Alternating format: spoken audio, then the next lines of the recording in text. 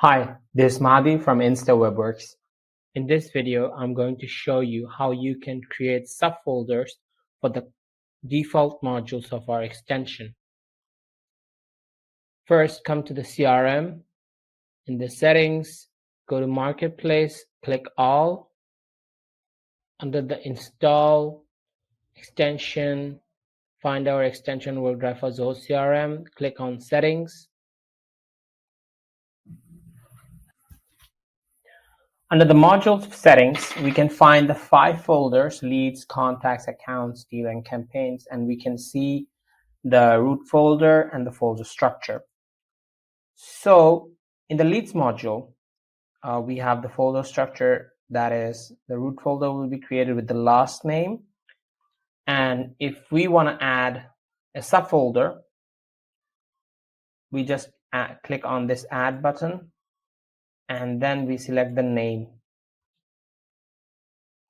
Press on Shift 3 in the keyboard to select the field from the module. So we can have maybe the full name, hyphen subfolder.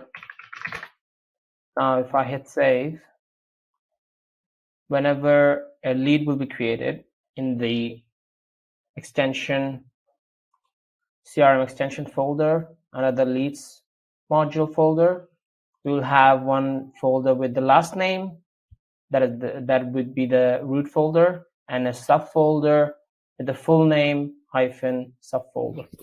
Okay, let's go to the lead module and create a new lead. First name Mahdi and last name Hassan. Hit save.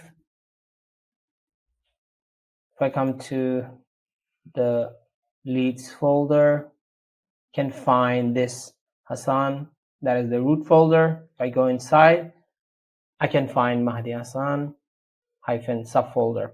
So this is how you can create subfolders, and you can control their naming conventions. Thank you very much.